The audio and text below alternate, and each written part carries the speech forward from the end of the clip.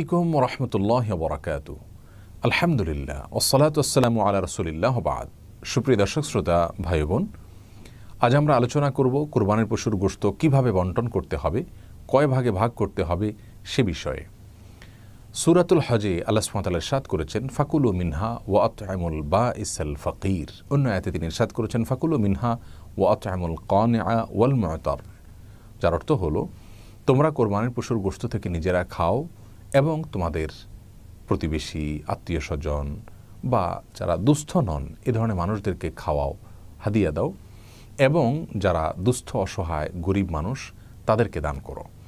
এই আয়াত থেকে তিনটি ভাগ করার ব্যাপারে একটি নির্দেশনা পাওয়া যায়, ইঙ্গিত পাওয়া যায়। সেজন্য বেশিরভাগ উলামায়ে কেরাম বলেছেন কোরবানির পশুর গোশতকে তিন ভাগে ভাগ করা মুস্তাহাব এবং উত্তম। যারা এক ভাগ নিজের জন্য রাখবেন, আরেক ভাগ প্রতিবেশী, বন্ধুবান্ধব, আত্মীয় স্বজন তাদেরকে খাওয়াবেন, আরেক ভাগ গরিব এবং অভাবী মানুষদেরকে দিবেন। কেউ যদি তিন ভাগ পুঙ্খানুপুঙ্খরূপে না করতে পারেন, নিজের ভাগে একটু বেশি রয়ে গেল, দানটা একটু কম করলেন, তাহলে সেক্ষেত্রে কোনো প্রকার সমস্যা নেই, এর জন্য চিন্তিত হওয়ার কোনো কারণ নেই। কারণ পুঙ্খানুপুঙ্খরূপে তিন ভাগে ভাগ করাটা কোনো আবশ্যক বিষয় নয়। আপনি অনুমান করে তিন ভাগে ভাগ করতে পারেন, অথবা দুই ভাগেও ভাগ করতে পারেন, অথবা ভাগ নাও করতে পারেন, কিছু দিলেন আর বেশিরভাগ রেখে দিলেন, বা বেশিরভাগ দিয়ে দিলেন সামান্য কিছু রেখে দিলেন, সেই স্বাধীনতাও আপনার রয়েছে। যার কারণে কয় ভাগে ভাগ করব সেটা পুঙ্খানুপুঙ্খরূপে হলো কি না সে বিষয়গুলো নিয়ে আমাদের দুশ্চিন্তা করবার কোনো কারণ নেই। এ প্রসঙ্গে আরেকটি মাসআলা আমাদের জানা দরকার, তা হলো আমরা যারা কোরবানির গোশত রেখে দিব বা নিজেরা খাওয়ার জন্য রাখবো, সেই কোরবানির গোশতগুলোকে 3 দিনের বেশি রাখা জায়েজ আছে কিনা এ নিয়ে একটি ধোঁয়াশা আমাদের সমাজে আছে। মূলত সহিহ বুখারীর একটি হাদিস থেকে এরকম একটা নির্দেশনা পাওয়া যায় যেখানে নবী আলাইহিস সালাম 3 দিনের বেশি রেখে কোরবানির পশুর গোশত খেতে নিষেধ করেছেন।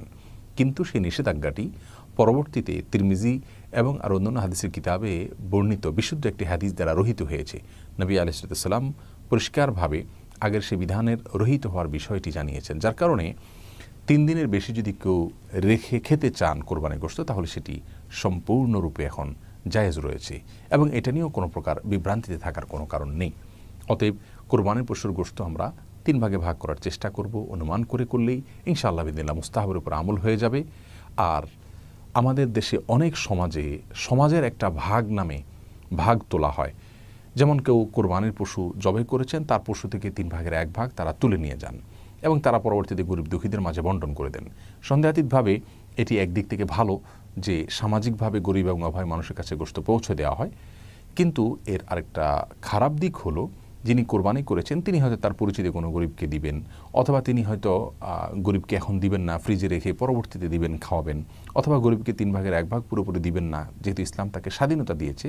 কিন্তু সমাজ যখন তার কাছ থেকে ওইটা নিয়ে যায় এবং এক প্রকার লজ্জায় পড়ে হলেও তাকে দিয়ে দিতে হয় বা সিস্টেমের মধ্যে পড়ে হলেও তাকে দিয়ে দিতে হয়, তখন কিন্তু বিষয়টি কোনো কোনো ক্ষেত্রে হারামের পর্যায়ে বা নাজায়েজের পর্যায়ে, গুনাহের পর্যায়ে চলে যায়। তার কারণ হলো ওই ব্যক্তির যদি মনে সন্তুষ্টি না থাকে কিন্তু সমাজের চাপের কারণে দিয়ে দিতে হয়, তাহলে কিন্তু সেটি কোনো অবস্থাতেই জায়েজ হবে না। বিধায় এ ধরনের সমাজের ভাগ তোলার ব্যাপারটি আমি বলবো ভালো, কিন্তু স্বাধীনতা দেওয়া উচিত, যে যতটুকু সেখানে দেয় পরবর্তীতে সামাজিকভাবে সেটাকে বন্টন করা হবে।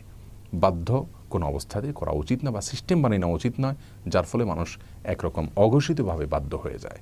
তাহলে কোরবানির পশুর গোশতকে আমরা 3 ভাগে ভাগ করার চেষ্টা করব, যদি করতে পারি ভালো, আর যদি পুঙ্খানুপুঙ্খরূপে নাও করতে পারি এর জন্য চিন্তিত হওয়ার কোনো কারণ নাই। নিজেরা খাবো, গরিব দুঃখী অভাবী মানুষের মধ্যে বিলাবো এবং আত্মীয় স্বজন সহ অন্যান্য যে মানুষগুলো আছে তাদেরকেও দান করব। আল্লাহ তাআলা আমাদের সকলকে সুন্নাহসম্মত উপায়ে রাসূল করিম সাল্লাল্লাহু আলাইহি ওয়াসাল্লামের পদ্ধতি অনুযায়ী প্রত্যেকটি আমলকে সম্পাদন করার তৌফিক দান করুন। আসসালামু আলাইকুম ওয়া রাহমাতুল্লাহি ওয়া বারাকাতুহু।